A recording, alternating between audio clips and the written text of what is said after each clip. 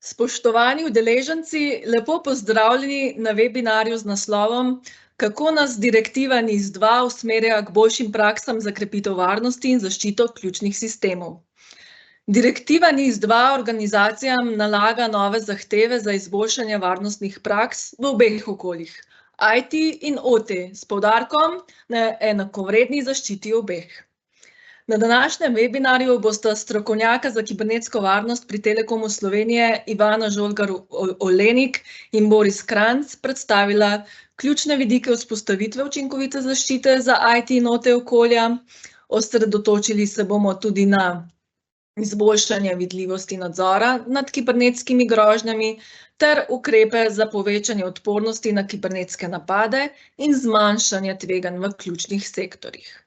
Predavanje bo trajalo približno 30 minut, nato pa bo čas za vaše vprašanja.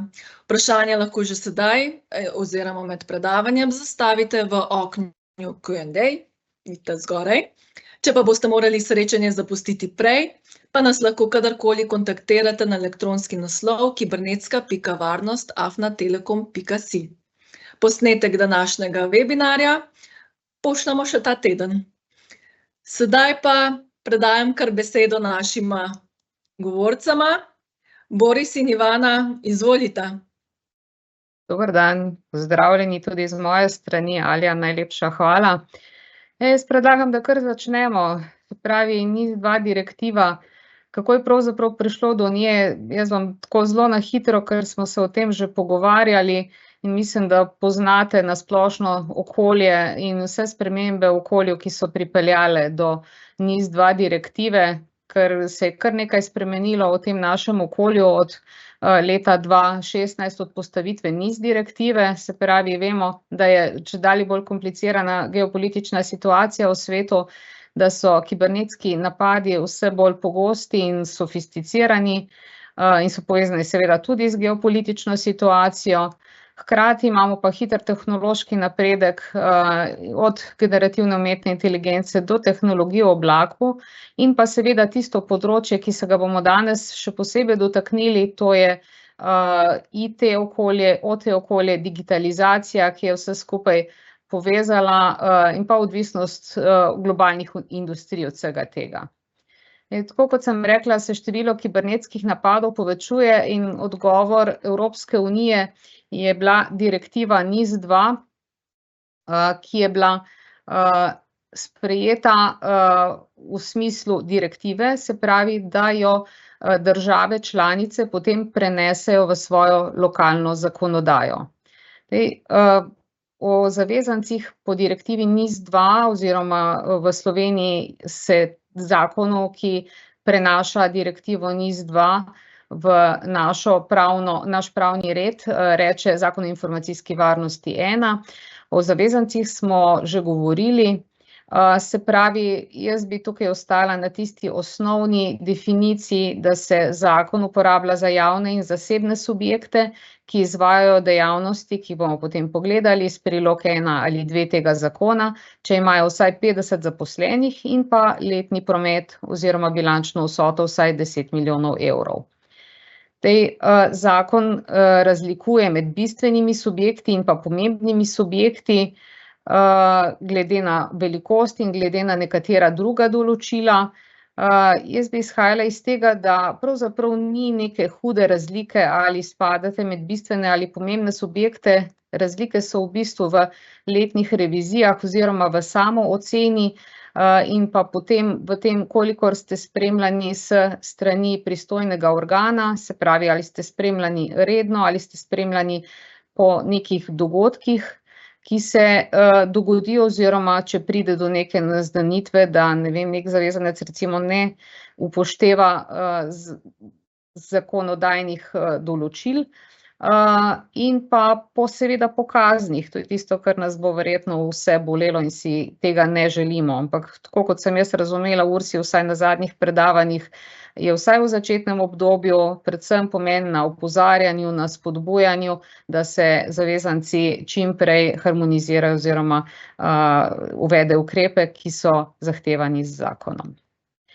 Če pogledamo na hitro še enkrat tiste visokokritične sektorje, ki so vključeni, Že prej so bili vključeni področje zdravja, energije, transporta, pitne vode in pa digitalne infrastrukture.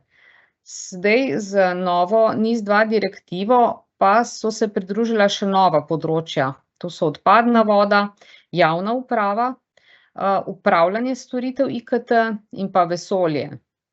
Vključeni so bili pa že prej seveda bančništvo in pa infrastruktura finančnega trga, ki spadajo, bomo rekli, pod drugo področno zakonodajo, ki ima v bistvu glede na svojo specifičnost celo, bomo rekli, neko bolj zahtevno, višje zahteve do njih, se pravi direktiva DORA, ki pokriva ti dve področji.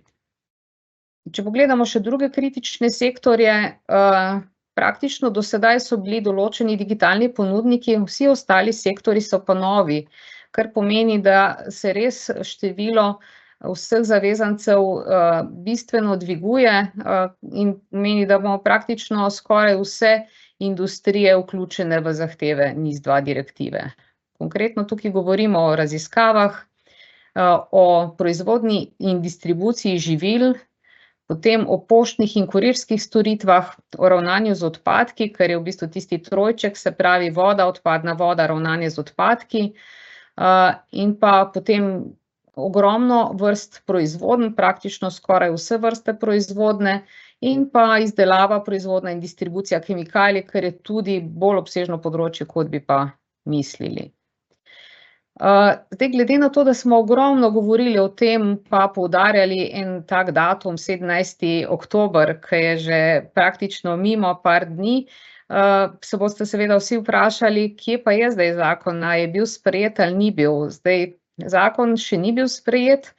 Na nedavnem dogodku na GZS-ju je bila podana informacija, da naj bi šel konec meseca verjetno v vladno proceduro.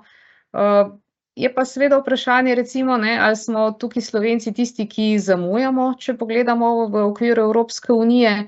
In tale zemljevid, ki je sicer tako objavljen bil na stanje septembra, kaže, da v bistvu niti ne. V Evropi so 3 države, ki so sprejele do sedaj v svojo zakonodajo oziroma svoj pravni red NIS2, se pravi Belgija, Madžarska in Hrvaška. Govorilo se je še o Latviji, ki pa očitno ni uspela zaradi parlamentarnih procedur spraviti procesa do konca. Vse ostale države pa so v bistvu v podobnem ali pa, bomo rekli, še bistveno prejšnji fazi implementacije zakonodaje, kot je pa Slovenija. Tako da mislim, da tukaj Slovenija praktično nič kaj ne zamuja, je pa treba vedeti, da je implementacija zakonodaje toliko bolj zahtevna in toliko dlje časa traja, če se država odloči, da bo dala neke dodatne zahteve, ali pa recimo v primeru, tako kot je bilo na Hrvaškem, da so dobesedno praktično prepisali zahteve NIS2 oziroma prevedli zahteve NIS2 in jih oblikovali kot njihovo lokalno zakonodajo, kar pomeni, da ni bilo dodanih nobenih posebnih dodatnih zahtev, ki bi bile specifične za Hrvaško. Na takšen način je seveda lahko biti bistveno prej ustrezen oziroma harmoniziran z zahtevo direktive. Tisto, kar se mi pa zdi, da smo se premaknili en korak naprej, glede na to, da smo najprej gledali, ali smo zavezanci ali nismo zavezanci, zdaj večina razmišlja o tem, kakšne pa so pravzaprav obveznosti zavezancev po ZINF-u. Mehanizem, kot je tukaj postavljen, je samoprepoznava oziroma izvedba samoregistracije, in to bo ustrezno vzpostavljen po sprejemu zakona. Potem pa sledijo tisti ukrepi, ki jih mora podjetje sprožiti oziroma se začeti z njimi ukvarjati, najkasneje takrat, ko bo zakon sprejet, zaradi tega, ker v bistvu govorimo o prehodnem obdobju, ki naj bi bilo vsaj po zadnji verziji zakona 6 mesecev za tiste, ki so bili že do zdaj zavezanci, in pa 12 mesecev za tiste, ki boste na novo zavezanci. In Prvi takšen korak je v bistvu, oziroma velik sklop tega je priprava ustrezne varnostne dokumentacije, ki je določena v 20. členu, si bomo potem pogledali na hitro, in pa tudi njeno vzdrževanje. Treba se je zavedati, da v bistvu, ko enkrat postavimo neko dokumentacijo ali pa tudi ukrepe ali pa karkoli, še ne pomeni, da smo zmagali in da smo zdaj idealni in da nam ni treba več nič delati, ne. Tako kot se kibernetsko okolje stalno spreminja in razvija, je tudi zahteva zakona, da se stalno preverja tako dokumentacija, procesi, politike in ukrepi, kot tudi vsi ostali koraki, ki so bili sprejeti v organizaciji oziroma v določenem podjetju, za doseganje skladnosti z zakonom in se ustrezno korigira glede na ugotovitve, ki so bile dane. Potem smo rekli pri nekem drugem takem velikem sklopu, to je implementacija varnostnih ukrepov, tako da danes bomo govorili pretežno o tem delu. Boris bo predstavil podrobneje del, ki se nanaša na OT, pa tudi na IT. Tako kot je že rekla Alja, dejansko se ti dve področji enakovredno obravnavata v okviru NIS2. Tukaj sem jaz dobila vprašanje z nekaterih strani že kar, pravi, pa saj nikjer v NIS2 ne piše OT, če daš search noter, pravi, nikjer ne piše Operation Technologies, OT ali karkoli. Ja, podrobnosti so, zadeva je skrita v podrobnostih, v bistvu gre za to, ker je tukaj v glavnem nazivu te točke, se pravi obvladovanje tveganj. Podjetja, ki izvajajo neko aktivnost, jim je verjetno glavno tveganje, da tiste aktivnosti oziroma tiste storitve, tistega izdelka ne bi mogle več delati. Se pravi, to je dejansko vezano na njihovo operativno okolje in njihovo operativno tehnologijo in tukaj je v bistvu ta del, ki se nanaša na OT okolja. Potem, če gremo gledati, ko enkrat sprejmemo varnostno dokumentacijo in pa varnostne ukrepe, sledi v bistvu življenje s tem, reagiranje na dogodke v okolju in spremljanje dogajanja v okolju 24/7 in pa priglašanje kibernetskih incidentov. Na koncu imam jaz en slajd, kjer se bo videlo, da pravzaprav je treba res biti dejansko pripravljen 24/7, ker so odzivni časi za poročanje pristojni skupini CSIRT zelo kratki. Potem je zahteva še uporaba evropskih in mednarodnih standardov, tam, kjer je to mogoče oziroma kjer je to zahtevano. In pa tisto, kar je bilo kot ključno izpostavljeno, obvezno usposabljanje članov poslovodnih organov. Se pravi, na področju obvladovanja tveganj kibernetske varnosti. Se pravi, tisto glavno je, o čemer govorimo, so tveganja. To govori tudi naslednja točka, se pravi, redno usposabljanje zaposlenih za prepoznavo in tudi ocenjevanje tveganj in pa potem za oceno praks za obvladovanje tveganj. In pa potem tisto, kar smo rekli, povratna zanka, preverjanje izpolnjevanja varnostnih ukrepov, in po potrebi seveda sprejeti vse potrebne popravne ukrepe. Tako kot sem rekla, dokumentacija je določena v členu 20, jaz bom probala samo na hitro iti skozi te točke, ker nima smisla, da jih beremo na dolgo, ampak bi rada, da razumemo, kako je pravzaprav zastavljeno tukaj. Vse v bistvu bazira na popisu informacijskih sredstev in pa podatkov, ki so potrebnih za spremljanje informacijskih sredstev, za nemoteno delovanje sistemov in pa potem za analizo obvladovanja tveganj. Oboje je potrebno pripraviti v res ustrezni obliki, ki bo ustrezno vsebovala vse potrebne podatke, se pravi, ne bo samo nek administrativni seznam enega ali drugega, ampak ki bo dejansko vsebinsko obravnavana in bo tudi določila sprejemljive ravni tveganja in pa potem povezala ta sredstva z ustreznimi tveganji oziroma obratno tveganja z ustreznimi sredstvi. Samo na ta način bomo lahko vzpostavili ustrezne politike in pa potem tudi ustrezne ukrepe. Sledi seveda načrt neprekinjenega poslovanja, in pa tudi načrt obnove in ponovne vzpostavitve delovanja v primeru napada. To je nenazadnje povezano tudi z ukrepi, o katerih bomo govorili kasneje. In seveda v primeru napada moramo imeti vzpostavljen načrt odzivanja na kibernetske incidente, tudi s protokolom obveščanja CSIRT-a. Na splošno pa moramo imeti načrt varnostnih ukrepov za zagotavljanje celovitosti, avtentičnosti, zaupnosti in razpoložljivosti. Ta se nanaša, bomo rekli, po eni strani sicer bolj na OT, nanaša se pa tudi na IT, bolj na IT del, nanaša se pa tudi na OT del, bomo videli, glede na to, da je sicer poudarek nekje na IT delu, mogoče bolj na enem delu, na OT delu pa na drugem delu od teh 4 značilnosti. In pa seveda ta politika z oceno učinkovitosti varnih ukrepov, se pravi povratna zanka, o kateri smo že govorili.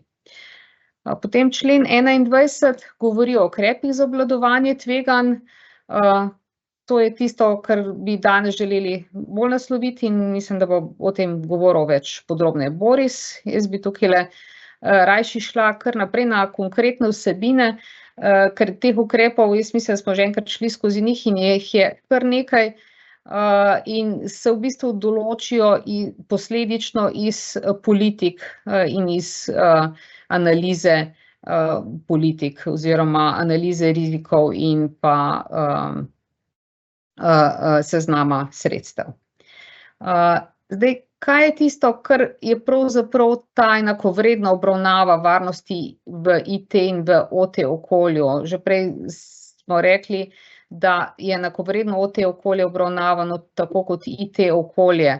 Zdaj, bistveno pri IT okolju je varnost in upravljanje podatkov, medtem ko pri OT okolju govorimo o fizičnih procesih, o sistemih, ki so povezani s temi fizičnimi procesi in dejansko se ti procesi in ta okolja vse bolj povezujejo. Vemo, da še nekaj 10 let nazaj oziroma 10 let nazaj ta okolja sploh niso bila povezana in so bila OT okolja res dejansko fizično ločena in niso bila povezana z IT okolji, s tem globalnim povezovanjem, z uvedbo interneta stvari in vsega ostalega, pa postaja kibernetska varnost v OT okoljih bistveno bolj pomembna, kot je bila do zdaj. Eno je to, da moramo, se pravi, identificirati grožnje in pa potem glede na potencialne posledice pripraviti tudi ukrepe, ki so potrebni za, bomo rekli, ali preprečevanje takih dogodkov ali pa mitigacijo, če vemo, da ne moremo neke zadeve popolnoma izločiti oziroma nekega tveganja popolnoma izločiti. Se pravi, pri IT-ju je tisto, kar je ključno, mogoče neka kraja podatkov, medtem pa pri OT-ju je zelo pomembno to, da nam proizvodnja teče stalno, se pravi, da je proizvodnja v bistvu, bomo rekli, odporna, da ne pride do nekih prekinitev in da ne pride do, bomo rekli, fizične škode ali pa do izpada seveda zaradi tega. Nenazadnje je bil en takšen primer, recimo Olimpijske igre v Parizu, kjer so bili dejansko fizični napadi na železnice, na železniške proge, kjer je praktično, rekli, zelo izziv, kako to nadzorovati, ampak tudi to spada v OT okolje. Še ena značilnost, ki je mogoče, bomo rekli, takšna specifična, je to, da je ogromno OT okolij, ima to značilnost, da ima zastarelo tako strojno kot programsko opremo in zato je še toliko bolj pomembno, da sledimo in navodilom in, bomo rekli, dobrim praksam, ki so že v rabi na tem področju, da te ranljivosti in te probleme, ki izhajajo iz zastarele strojne programske opreme, ustrezno zmanjšamo. Se pravi, glavno nam je v tem delu, kako optimalno izvesti zaščitne ukrepe tveganj v IT in OT okoljih. Jaz ne bi šla tukaj v podrobnosti, kako je z izvedbo zaščitnih ukrepov, ker bo to Boris povedal, bi se pa vseeno osredotočila mogoče na hitro na ta del, se pravi, vzpostavitev učinkovitih sistemov za odzivanje na incidente. Se pravi, ko enkrat mi živimo v tistem okolju ali pa že zdaj živimo in imamo ukrepe, je treba tudi potem te incidente stalno spremljati. In če pogledamo, kakšne so pravzaprav zahteve za priglaševanje kibernetskih incidentov, vidimo tukaj, da so zahteve dokaj kompleksne, se pravi, najprej tisto zgodnje opozorilo, kjer mora zavezanec ima dolžnost poročanja CSIRT-u, se pravi že v 24 urah od zaznave, in pa potem priglasiti incident najkasneje v 72 urah od zaznave, in potem sledi vmesno poročilo, če je potrebno, in pa najkasneje v enem mesecu končno poročilo, oziroma če traja napad dlje časa, potem poročilo o napredku, oziroma potem na koncu končno poročilo v enem mesecu po razrešitvi incidenta. Vidimo, da so te zahteve dokaj takšne, se pravi, če imate vi nek kibernetski napad v soboto zvečer, boste morali poročati CSIRT-u najkasneje v nedeljo čez dan oziroma do večera, kar pa pomeni, da morate imeti vzpostavljene ustrezne ekipe ali pa ustrezno storitev, ki bo ta del pokrila. In če tukaj samo pokažem, kaj so tiste vse storitve in ekosistem, s katerim mi te storitve nudimo v našem Centru kibernetske varnosti in odpornosti v Telekomu Slovenije, in v njem naslavljamo tako probleme in rizike IT okolja, kot tudi OT okolja. Tako da o tem bo tudi kasneje govoril več Boris. In če zaključim, zdaj izpolnjevanje zahtev NIS2 ni samo nekaj tistega, kar nam prinese dodatne stroške in dodatno delo in vse ostalo, prinese, bomo rekli, na koncu tudi pluse. Zdaj, prvi plus je tista večja kibernetska varnost in odpornost, se pravi, da dejansko ne bomo izpostavljeni oziroma ne bomo, če bomo že izpostavljeni napadu, da bomo znali hitro okrevati in uspešno se ubraniti napada. Seveda je pomembna skladnost z zakonom, nenazadnje kazni v ZINF-u so zelo visoke. Tisto, kar je pa, bomo rekli, je enako na koncu kot neka enačba, se pravi, če smo skladni z zahtevami NIS2 tako na IT delu kot na OT delu, lahko rečemo, da so naši ključni oziroma kritični sistemi ustrezno varni in zaščiteni. Tako da toliko bi bilo, bomo rekli, z te neke teoretične strani, pa bi jaz predlagala kar, da Boris prevzame. Tako da hvala z moje strani.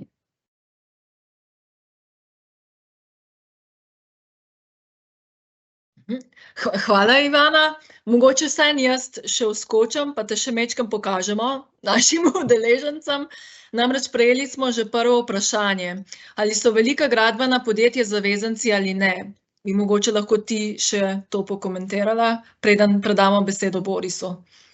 Ja, tudi jaz sem se srečala s tem vprašanjem, ker bi bila lahko velika gradbena podjetja zavezanc po različnih točkah, kjer so opredeljeni zavezanci. Jaz tukaj zdajle nimam ravno pripravljene tabele, ampak tam imamo, bomo rekli, dve takšni točki. Eno je tisti, ki so povezani oziroma se ukvarjajo s prometom, kjer hkrati uporabljajo IKT tehnologijo, se pravi, recimo, če je neko gradbeno podjetje, ki se ukvarja z delom na cestah, železnicah ali kjerkoli, in hkrati recimo se tam mora ukvarjati tudi in zagotavljati signalizacijo, pokritje tega in vse ostalo, po tej teoriji bi bili lahko oziroma so verjetno zavezanci.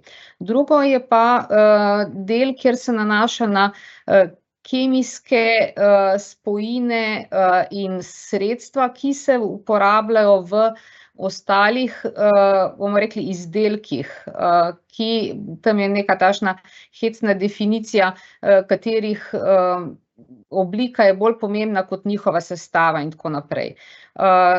Jaz sem dala vprašanje konkretno na URSIV, kako je s tem, ampak kot sem razumela, odgovora sicer še nimam, kot sem pa razumela in rekla, to je nek tak dobra novica, ko bo dana tabela oziroma način za samo prijavo, bo možno tudi v neki aplikaciji dati poizvedbo, ali je podjetje zavezanec ali ne. Tako da jaz bi predlagala, da se v vseh takšnih primerih podjetje obrne na ustrezen organ, se pravi na URSIV. Izhajala bi pa tudi iz tega, da tudi če ni po neki dikciji, definitivno imate zagotovo takšne partnerje oziroma takšne stranke, ki so zavezanci in bodo v smislu obvladovanja dobavne verige prisiljeni zahtevati od vas praktično enake ukrepe in pa politike, kot jih bodo morali sprejemati sami. Se pravi, razlika bi bila kvečjemu v tem, da če ne bi bili zavezanec, da ne bi bili spremljani s strani zakonodajalca oziroma kontrolnega organa. Ok, hvala. Hvala, Ivana. Boris, popelji nas v varnost v industriji in kritični infrastrukturi. Hvala lepa, Alja. Hvala lepa, Ivana, za iztočnico. Jaz upam, da vidite mojo prezentacijo. Alja, boš ti to podelila? Vidijo. Upam, da vidijo. Ja, zdaj, ko poslušam Ivano, pa ko spremljam kar nekaj te stvari vezane na NIS2, pa ko sem bil tudi na GZS-ju predaval, pa je pred mano predaval direktor inšpektorata URSIV in tako naprej, si človek reče, ja, to bo kar hudo. In bom rekel, verjamem, da veliko podjetij, tudi ki so v kritični infrastrukturi, ki do zdaj niso bila vezana na NIS2, nimajo stvari urejenih, pripravljenih. In če lahko povem, ko sem, mislim, da cirka 14 dni bil na Štajerskem pri enem podjetju, kjer sem tudi tole zadevo predstavil malo bolj površno, je direktor podjetja rekel, pa kaj ste vi malo nori, a veste, koliko je to dela? Ja, žal je res nas čaka veliko dela in kako okrepiti varnost v neki kritični infrastrukturi in tako naprej. O tem bi mogoče danes jaz malo več povedal, kje vam strani Telekoma lahko tudi pomagamo oziroma kako zelo na hitro lahko rešite določene stvari. Zdaj, jaz se kaj posebej ne bi predstavljal, ker verjamem, da vas kar nekaj me že pozna. Mogoče za tiste, ki ne, sem specialist za kibernetsko varnost, predvsem na področju operativne tehnologije. To pomeni tistega dela, kjer se srečamo z industrijo, kritično infrastrukturo in tako naprej. Kar boste videli tudi v nadaljevanju samega predavanja. Mogoče, če začnemo z trendom, vidimo na en članek iz 11. oktobra letos, Socradar.io, je imel en članek, kjer pravijo takole, NIST je ugotovil, Nacionalni inštitut za standardizacijo pa tehnologijo je ugotovil, da v letu 2024 kibernetski napadi v industriji, kritični infrastrukturi in v manjših podjetjih povzročajo stroške povprečno $105,000. In še vedno velja pravilo, oziroma nekako pravilo, da preden odkrijemo, da imamo sploh hekerje v našem omrežju, traja celih 277 dni, preden pride do razkritja tega. In veste, v 277 dneh v povprečju, to pomeni nekateri več, nekateri manj, hekerji marsikaj odkrijejo, pridejo tudi do podatkov, na katere ste mogoče vi že pozabili, oziroma sploh ne veste, da jih imate kje shranjene. Skratka, ja, so kar alarmantni podatki. Še mogoče podatek, da v enem od 5 primerov teh kibernetskih napadov pride do napada preko dobavne verige. To je to, kar je omenjala že pred mano Ivi, ko je rekla, da en zakon pravi, da če ste del dobavne verige in dobavljate nekomu, ki je NIS2 compliant, če lahko temu tako rečem, je velika nevarnost, da pride po dobavni verigi do napada. In seveda zdaj vsi tisti, ki bodo NIS2 compliant, bodo morali skrbeti tudi za tiste, ki so v dobavni verigi, da bojo imeli poskrbljeno za kibernetsko varnost. Vprašanje, ki bi vam sicer v živo lažje postavil, ampak verjamem, da bo tudi to v taki obliki na mesto razlika, kdo izmed vas, dajmo tako mogoče malo poklikati tisti gor pa dvigniti rokce, kdo med vami razlikuje, ko govorimo o kibernetski varnosti, med informacijsko tehnologijo in operativno tehnologijo. A veste, kdo vse razume, kaj varujemo v enem primeru in kaj varujemo v drugem primeru? Imamo kaj pogumnih, ki bodo dvignili roko, da razume to. Tudi če ne, bom rekel, bomo tako v nadaljevanju hitro povedali, kakšna je dejansko razlika. Glejte, zdaj v informacijski tehnologiji dejansko varujemo podatke. In če nimamo nekako poskrbljeno za informacijsko tehnologijo, pa rečemo, da nas ulovijo neki skript kidiji, ki so preleteli na neko delovno postajo in so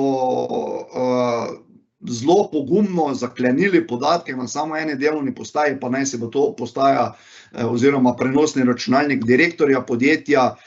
Podjetje dejansko lahko še vedno posluje. Pomeni, če varujemo podatke in če nam niso zaklenili vsega, še na nek način mogoče celo podjetje lahko deluje. Sploh, če govorimo o nekem proizvodnem podjetju, če govorimo o neki kritični infrastrukturi, recimo neka komunala, ki skrbi za vodovod, elektroenergetika recimo in tako naprej. Če pridejo hekerji do podatkov, vsekakor ni dobro, ampak če pa pridejo po drugi strani do procesov, ki jih imamo v operativni tehnologiji, tam imamo pa velik problem. Zdaj, če vidite na sliki, kjer imam naslovljeno OT kot operativne tehnologije, kjer varujemo procese, jaz verjamem, da tudi za tiste laike lahko ugotovimo, da če v celotni tej verigi procesov prekinemo samo en proces, prekinemo dejansko celotno proizvodnjo. Pomeni, če bi hekerji prevzeli tudi nadzor v kritični infrastrukturi nad nekimi vodnimi črpalkami za dostavo vode v vodovodu, pomeni celotno naselje, celotni okraj, celotna regija lahko ostane brez vode in tako naprej. In jaz pravim, moramo se zavedati v bistvu razlike med IT in OT in glede na to, da smo zdaj v zadnjem času začeli vedno bolj združevati ti dve področji, je seveda potrebno tudi poskrbeti na nek način za varnost. Se opravičujem. Mogoče še za tiste, ki ne veste točno, kako izgleda upravljanje nekih procesov. Imam tukaj eno nazorno sliko in tukaj lahko vidimo v bistvu nek postopek vklopa neke črpalke preko nekega elektromotorja. Zdaj vidite tukaj nek human machine interface, kjer nek delavec pritisne neko tipko, ki sproži preko tako imenovanega programabilnega logic controllerja vklop te črpalke. Seveda lahko se ta vklop izvede tudi na podlagi neke temperature zaznane in tako naprej. In to je nek proces, ki se zgodi. In zdaj jaz bom rekel tako, vsi veste, da na delovne postaje lahko namestimo nek protivirusni program. A si zamislite, kako je namestiti protivirusni program na nek PLC? Se niti ne da. Zaradi tega, ker ti PLC-ji, kakor je bilo že rečeno, so tudi starejšega tipa, tako v proizvodnih procesih, v proizvodni, tako v kritični infrastrukturi. In zato imamo popolnoma drugačne prijeme, popolnoma drugače se lotevamo varovanja teh okolij. Jaz pravim sicer tako, dokler bo kot na divjem zahodu, pa zdaj vas prosim, to, kar vidite tlele na sliki, ne vsi iti tega zdaj poskušati, vzamete si mogoče čas, pa lahko probate po predstavitvi, pa tudi ni vsi naenkrat. Če znate v Google samo pravilno upisati določene parametre, pomeni filtre, in če v Google upišete in url/portal, portal MVSL, to je v bistvu del, ki se najde, če iščemo nek tak PLC, ki smo ga videli v prejšnji sliki, nam tlele izvrže Google kar nekaj zadetkov. In če gremo klikniti na enega izmed teh zadetkov, vidimo, da dejansko pridemo in imamo dostop do kontrole nečesa nekje. Zdaj, tisti, ki znate nemško, boste videli, da tlele piše Haussteuerung. To pomeni upravljanje neke stavbe. Ja, jaz verjamem, da se vam vsem zdi čist prav, da je to čist narobe. ta zadeva ne bi smela na internetu pristati sploh. In jaz temu pravim jaz kot etični heker, da je to divji zahod.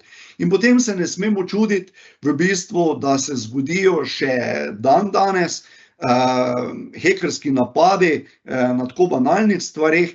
In jaz pravim, dokler ne bomo res za neko regulativo, kot je NIS2 direktiva, začeli pritiskati na določena podjetja, ki tega še nimajo urejenega, bomo imeli take primere. Jaz sicer v prejšnji sliki nisem nadaljeval, tam je možnost potem klikati, kar vam sicer odsvetujem, kar vam močno odsvetujem, ker mogoče pa gre tudi kje za kak honeypot, kjer vas malo spremljajo, kaj klikate in tako naprej. Bom rekel čistko, ja, je pa kar grozljivo, do česa vse pridemo. NIS2 direktiva, kaj je cilj direktive? Bolj kot ne je že seveda povedala v detajle Ivi. Jaz bi mogoče naredil povzetek v 4 točkah. Izboljšana varnostna infrastruktura tako za informacijsko tehnologijo kot za operativno tehnologijo. Tukaj je tudi uvajanje celovitih varnostnih standardov, boljša vidljivost in nadzor nad sistemskimi grožnjami. Glejte, jaz bom rekel tako, če mi vemo, kaj se nam v omrežju dogaja, če imamo nek security operation center, ki spremlja dogajanje v našem oziroma vašem omrežju, potem lažje odreagiramo, ko se že začne hekerski napad. Verjamete, da če bi bila vidljivost oziroma nadzor v nekem omrežju vsem malce bolj urejena, hekerji ne bi imeli časa tistih 270 dni brskati po datotekah, kjer so uspeli odreti v neko omrežje in pripravljati napada. Že z minimalnimi vložki lahko tovrstne stvari preprečimo oziroma omejimo še pravočasno, preden pride do tistih hujših, res grozljivih scenarijev. In nenazadnje, bom rekel, je tlele seveda cilj povečana odpornost na kibernetske napade. Tukaj imamo tudi 10 točk, ki bi jih jaz mogoče ne v celoti prebral, ker to lahko naredite v bistvu sami. Ali jaz predvidevam, da našim udeležencem bomo te predstavitve tudi podelili, da si bojo v miru pogledali. Ja, bomo. Tako da si bojo lahko to v miru prebrali, ker seveda je dobro, če se te stvari še malce obnovijo in da si malce pogledate, kaj vse je od tega pomembnega. Zdaj, kje vam lahko mi tu pomagamo, bomo videli mogoče v nadaljevanju. Jaz mislim, da kar v večini točk se lahko najdemo tudi v Telekomu Slovenije, kjer vam lahko seveda pomagamo. Res je, da ne moramo recimo skrbeti za varnost vaše dobavne verige, oziroma seveda lahko za vašo dobavno verigo skrbimo po drugi poti, ampak ne preko vas direktno. In pa seveda lahko svetujete vaše dobavne verigi, da se lahko obrnejo tudi na nas. So pa tlele tudi take stvari, bom rekel, ki jih najdemo v vsakdanu in bi jih že tako ali tako mogli imeti implementirane.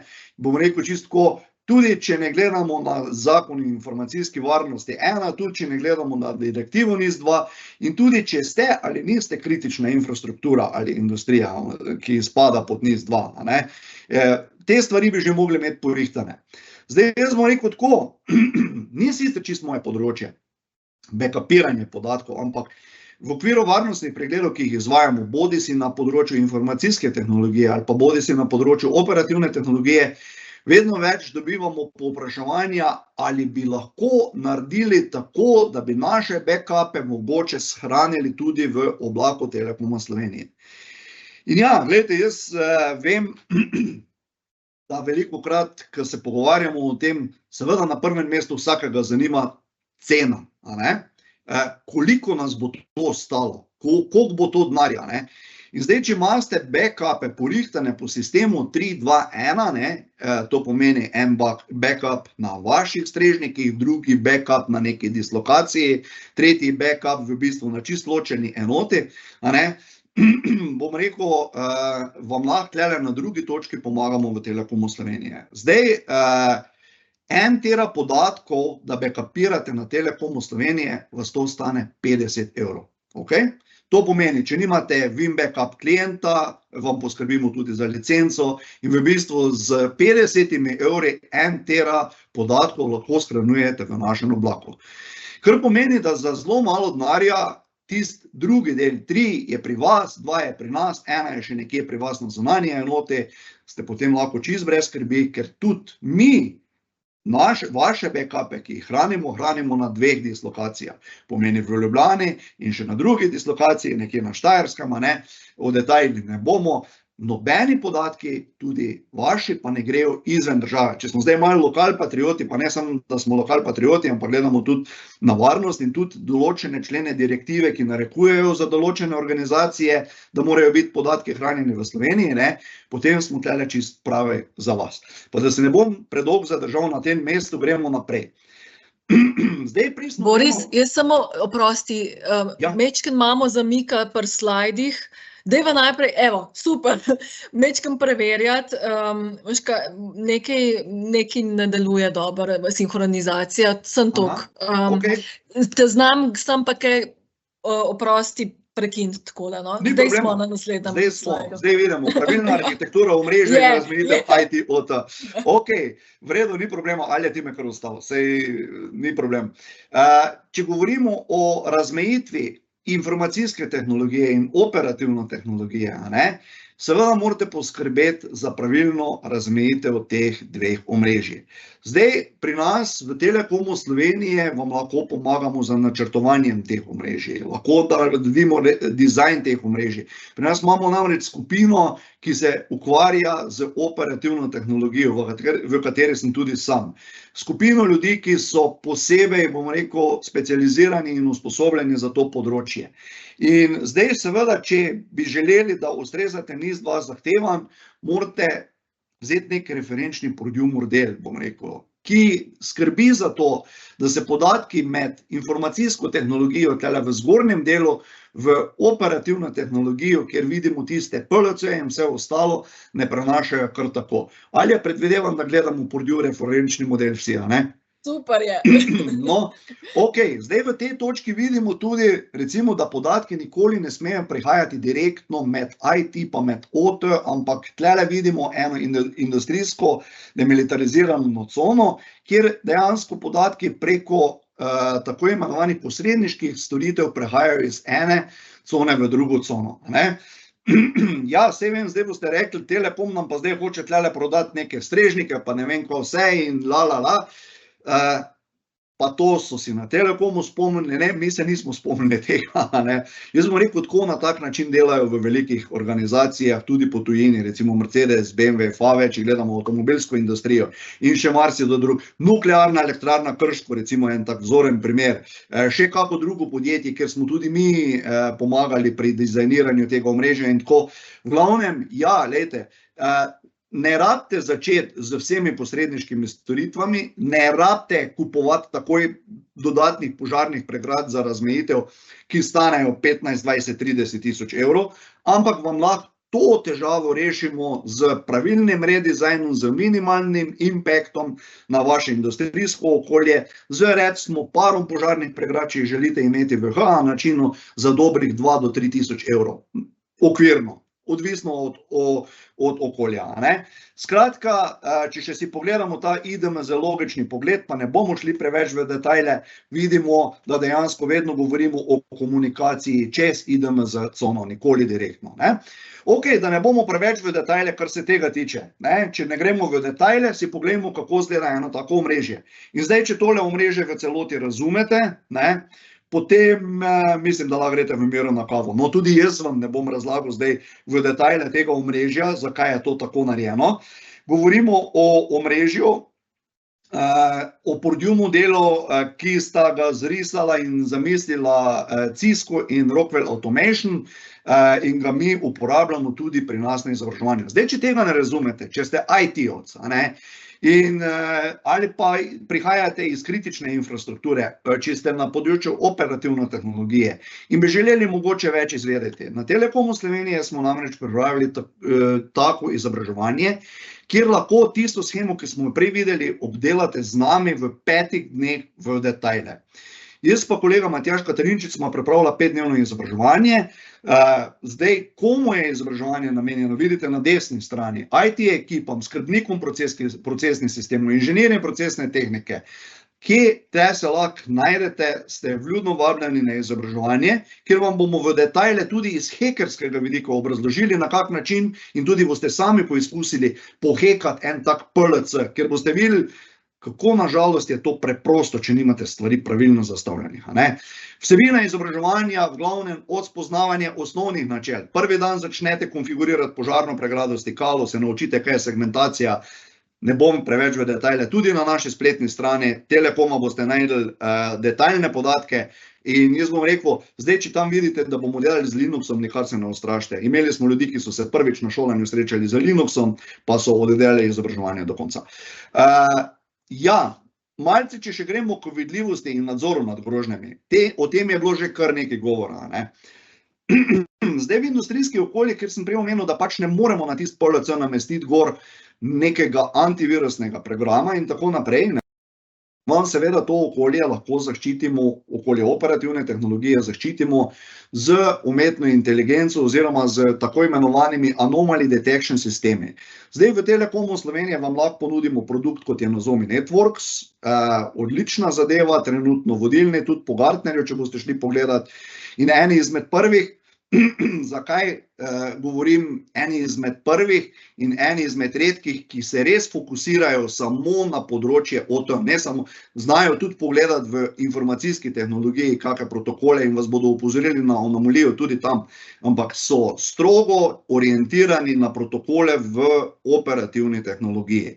In seveda, glede na to, da tudi hekerji uporabljajo umetno inteligenco in glede na to, da se z umetno inteligenco znamo boriti proti temu, bom rekel, tudi v tem šolanju, ko sem ga omenil prej, delamo z tem Nozomi Networksom, kjer vidite, kako nam umetna inteligenca lahko pomaga pri anomalijah v omrežjih operativne tehnologije. Seveda, to ni edina rešitev, rešitev se začne z pravilno zasnovo omrežja, z dizajnom omrežja, kjer implementiramo recimo požarne pregrade, kot so Fortinet. Zakaj Fortinet?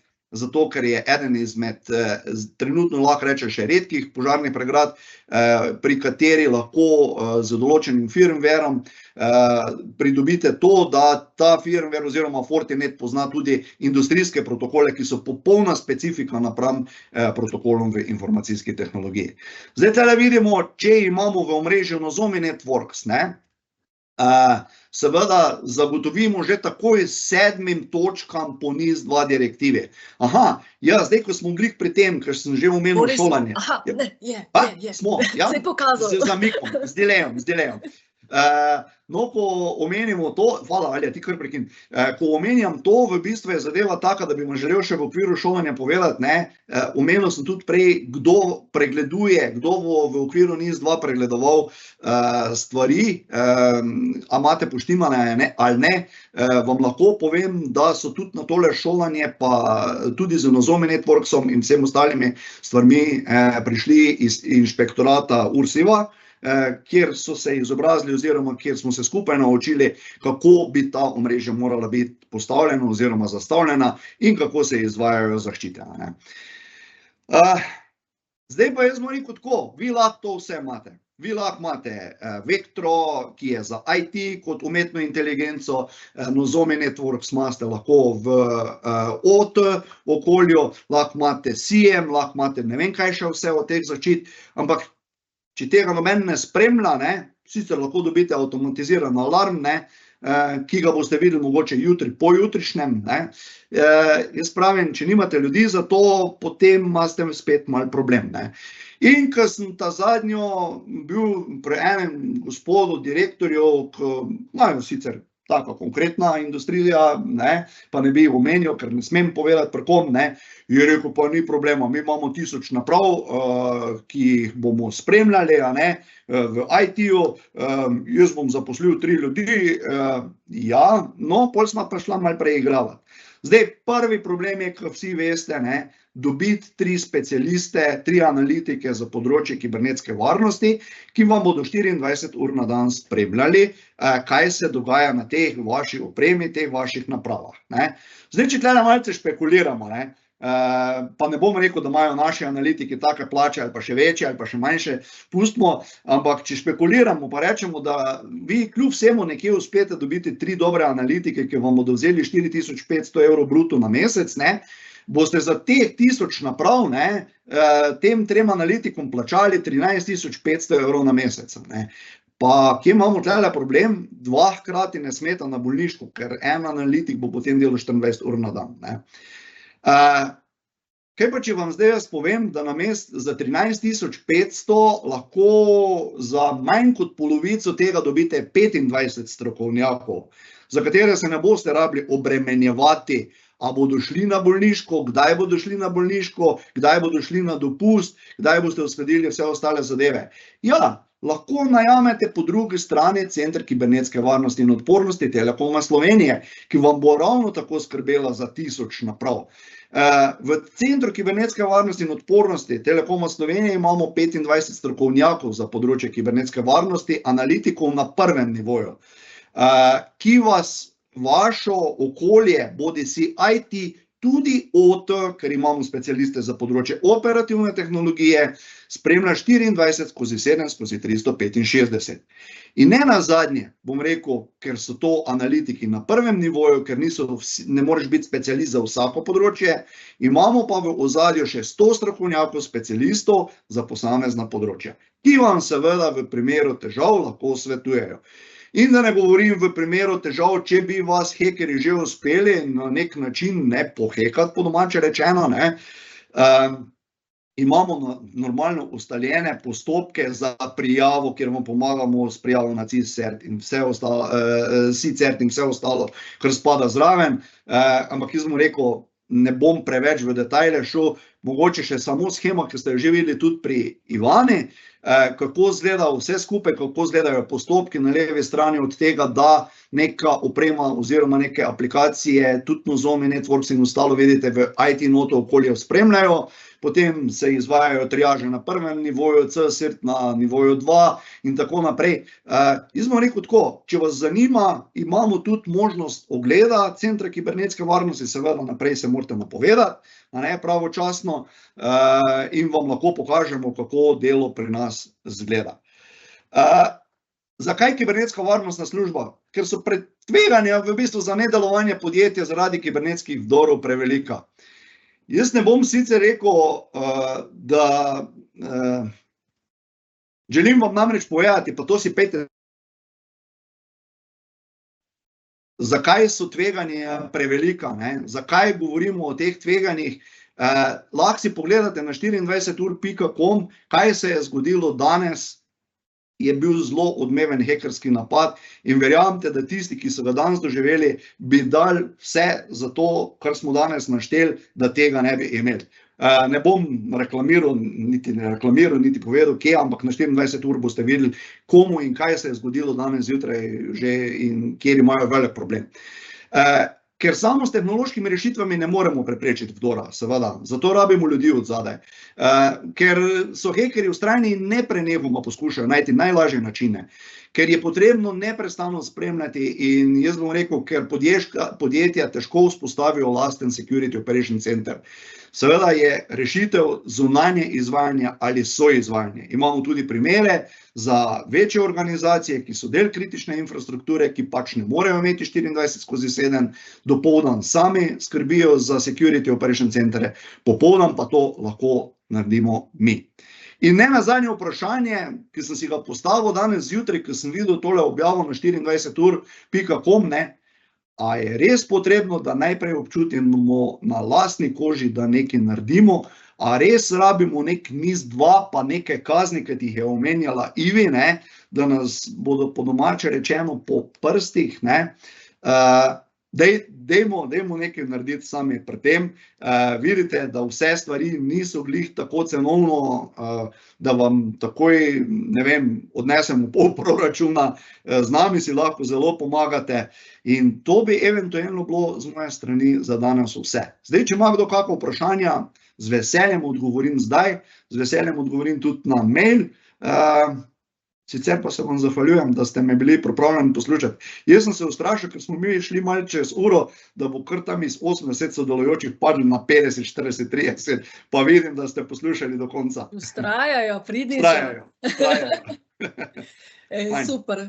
Hvala Ivana in Boris za vajni predstavitvi. Verjamem tudi, da so udeleženci pridobili jasen vpogled v zahteve direktive NIS2 in pa vse te korake za krepitev varnosti svojih sistemov.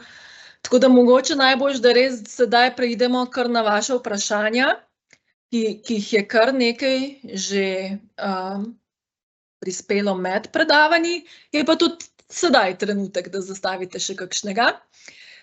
In sicer, to smo že odgovorili, gradbena podjetja, gospod David sprašuje, pozdravljeni, a bo objavljen kakšen primer, kako izgleda dokumentacija, primer krovne politike informacijske varnosti, primer načrta neprekinjenega poslovanja in tako dalje. Ivana? Jaz mislim, da na to bi Boris. Jaz mislim, da bi na to Ivi odgovorila. Ivi, ne? Ja. To je bilo postavljeno vprašanje tudi na enem dogodku, kjer je bil prisoten Ursiju oziroma direktor inšpektorata in je bil odgovor naslednji, da načeloma bi, ampak glede na izkušnje, kot so bile iz pregledov inšpekcijskih preteklih, je bila odločitev, da takšen dokument ne bo podan zavezancem. Iz enostavnega razloga, ker je inšpektor zelo velikrat naletel na varianto, da je prišel na pregled in da je bil dokument praktično, bomo rekli, prepisan, niti ni bilo popravljeno, kdo so pravzaprav zavezanci oziroma ni bilo popravljeno ime podjetja in tako naprej. Skratka, gre tukaj za to, da bi morali vsi ti dokumenti, vse te dokumentacije nastajati v samem podjetju, da jih podjetje razume, zakaj je tako narejeno in da dejansko rastejo in gradijo iz svojih tveganj in iz svojih sredstev, ki jih imajo oziroma svojih procesov. Tako da jaz sicer mislim, da je vseeno vredno to tudi nasloviti na Ursiju v postopku, ko bo potem se zahtevala skladnost z zakonom. Ok, hvala. Naslednje, tudi kar malo konkretno vprašanje. Smo komunalno podjetje, ki ima 70 zaposlenih in letni promet pod 10 milijonov. Potem nismo zavezanci, kar se tukaj tudi poraja vprašanje, kje sploh lahko te potencialni zavezanci preverijo, ali so dejansko tudi zavezanci.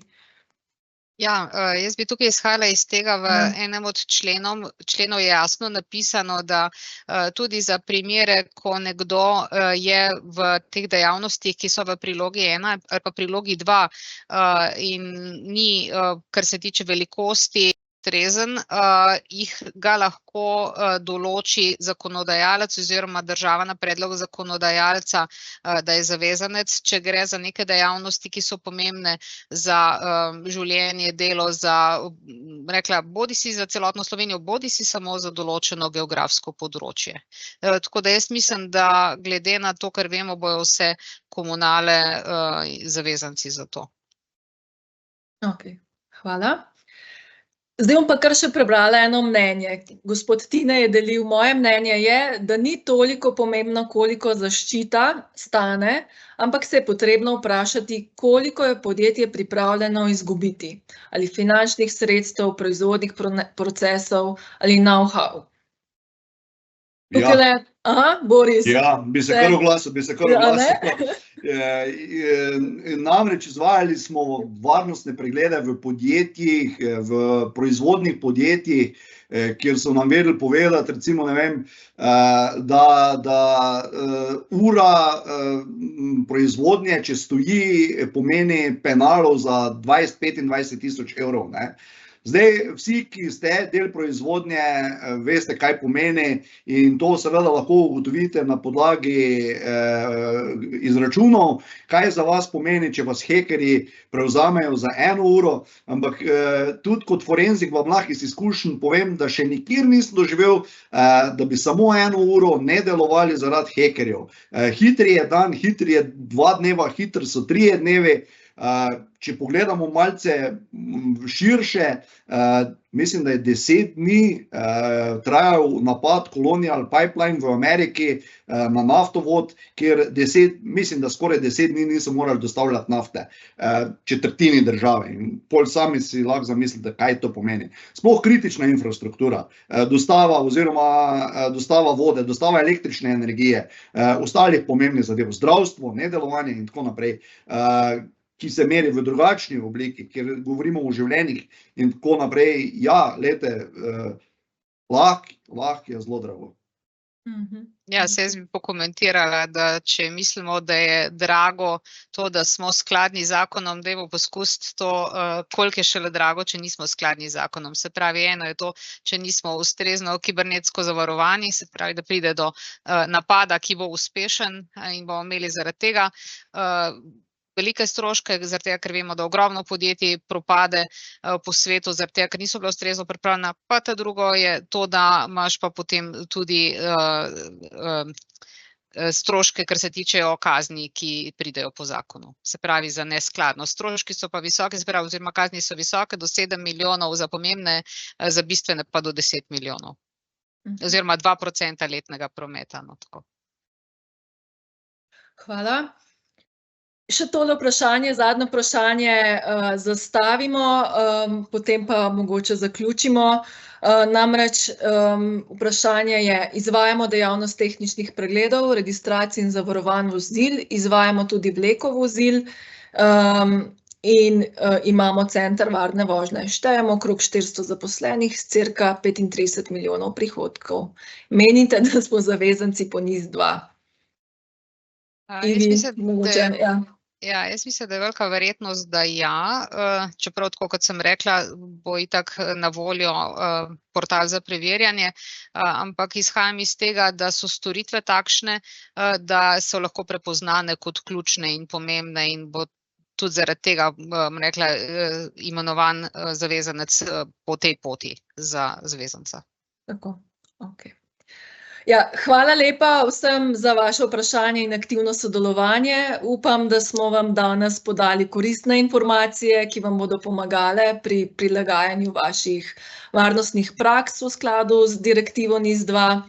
Pa ne pozabite, da nas lahko kadarkoli kontaktirate na elektronski naslov kibernetska.varnost@telekom.si, če imate dodatna vprašanja ali pa potrebujete več informacij. Posnetek današnjega webinarja pa tudi prezentacije boste prejeli danes jutri, v naslednjih dneh.